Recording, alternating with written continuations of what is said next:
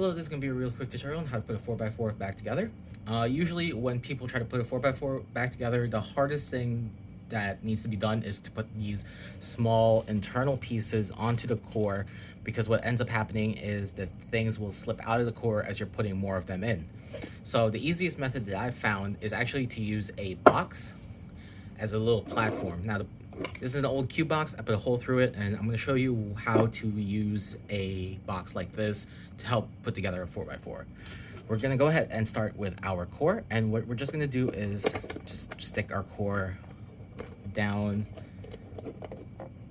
here, keep it flat. And what this will do is help stabilize the assembly process, because now that you have this flat platform, the pieces that you're trying to install aren't going to slip off the other side because it's nice and flat and it'll be easy to work with. So let's make sure that all these are extended out. It's now laying kind of flat on there like that. And then we can go ahead and start putting the pieces in. So I'm gonna start off with one of these large internals, a small internal to the left of that, another small internal to the right of that,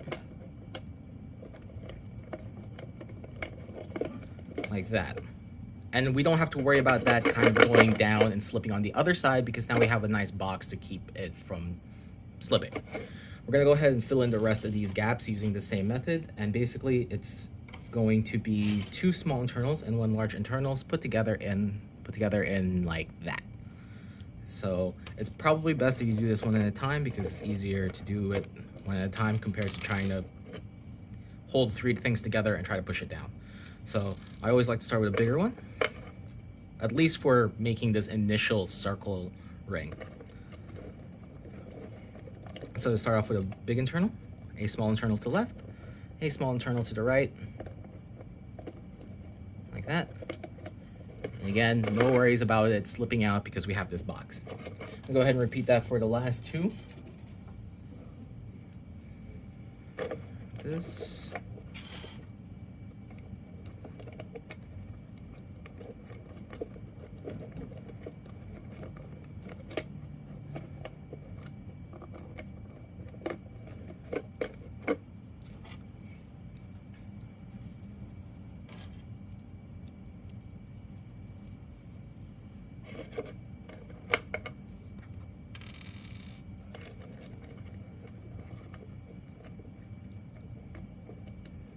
And when you're trying to put these small internals in, make sure that that large internal is like as lined up as well as it can be, or else you might have a hard time pushing it in. So how do we put this in? Okay, great. So now we've established this ring of internals, we can start filling it in with the other pieces. So with 4x4s, the only thing you need to be concerned about is the corner orientation. So you can put any other piece in randomly and it'll still be solvable. So I'm gonna start off with some center pieces here, a couple of edge pieces. And we're just gonna move on, just filling it in with edges and center pieces as we occupy this ring with pieces. Oops.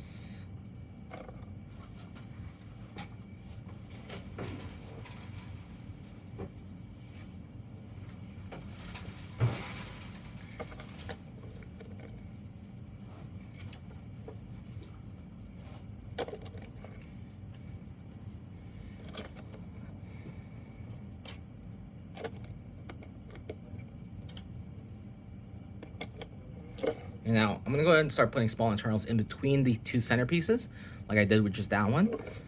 So here's another small internal,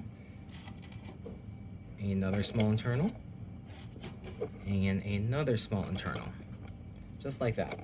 We're gonna lift up this ring now, like that, because this part is probably the hardest part with assembling a 4x4, is we're gonna need to put in a large internal and a small internal together like this.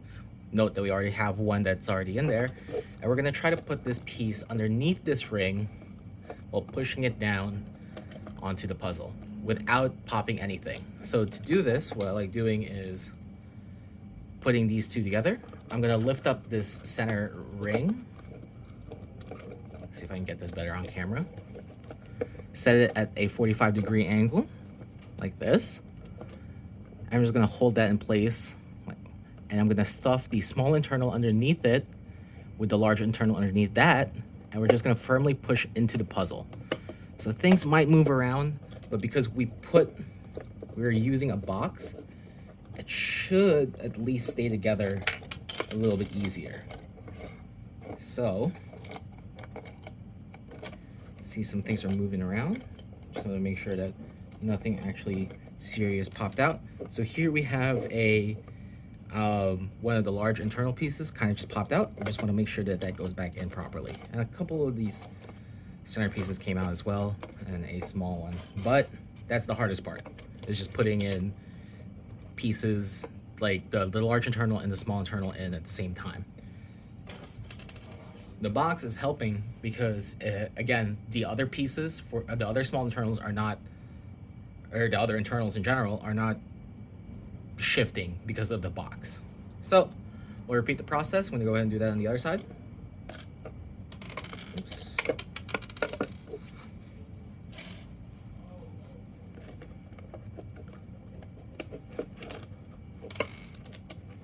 So this one keeps slipping out, which is a little problem, but it just takes a little bit of patience. Like this. Push it down, like that. Now we can fill in here and here, same thing.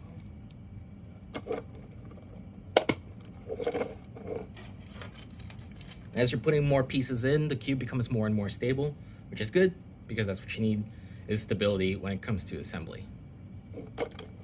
Oops, so that one kind of went in. If a small internal falls in, use something like a screwdriver just to, lift it out, because you don't want to put your fingers in there and then accidentally push something incorrectly and then having it come out of the puzzle. There we go.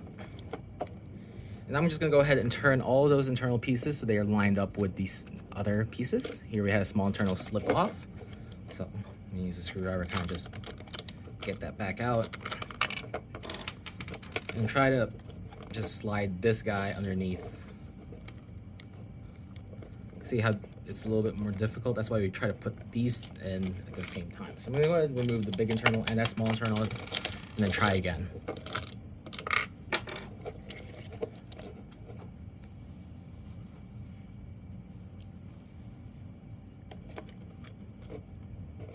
So I'm gonna do this from an angle so there's a little bit of play.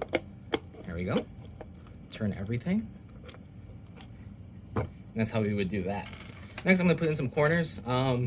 Again, the corners are the only thing that really matters when it comes to assembling a 4x4. So I'm going to make sure that I'm going to use all corners with, let's say, white on them. So here's 2, 3, 4. I just want to make sure that all of the white tiles are facing up. So what you can do is just that. You can just take this corner stock and just put it in between the gaps like that, and it should just sit in place.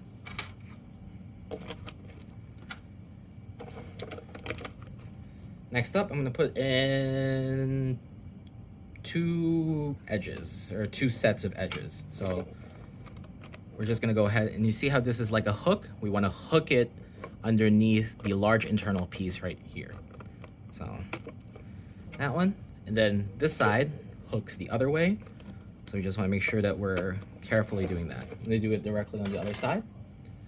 Again, these ones don't nearly matter as much. It's just the corners that matter. Like that. Next, I'm actually going to go ahead and put in some center pieces. Just the 4 that'll go up on top. Any center piece will be fine. You can see that they're kind of like hooks. We just want to make sure that they hook underneath those internal pieces. And it's okay if they're like flopping around like here. That's fine for now. That's actually to our benefit because it allows for a little bit more play. Again, another centerpiece. Just trying to hook it underneath those. And the way it goes in is you'll see these hooks and it'll hook underneath this ring diagonally like that. So just if you need some kind of, just try to visualize it like that. So now I have 4 centers in. I'm gonna go ahead and put 2 more edges in. Again, we're just trying to hook it underneath this large internal, like that. Another large internal, like that. Do it on the other side. Oops. Like that. And like that. And now we've assembled half of the cube. Without way too much trouble because of the box keeping those internals in place while we're assembling it. Here, we can just flip the box upside down, take out that centerpiece, and now we can work with it because we have these internals now pressing against pieces properly. So we just repeat the process of putting in edges and corners and small internals and so forth and so forth. So start off with the edges, centers,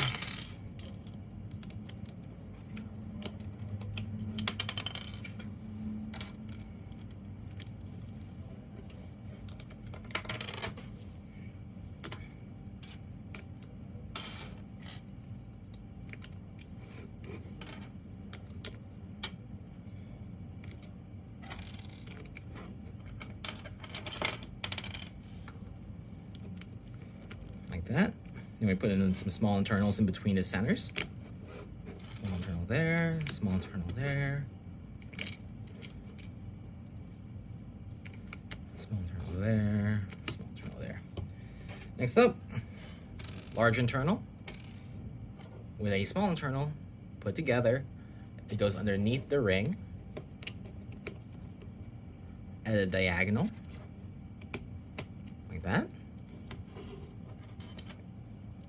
Repeat for the other 3 areas.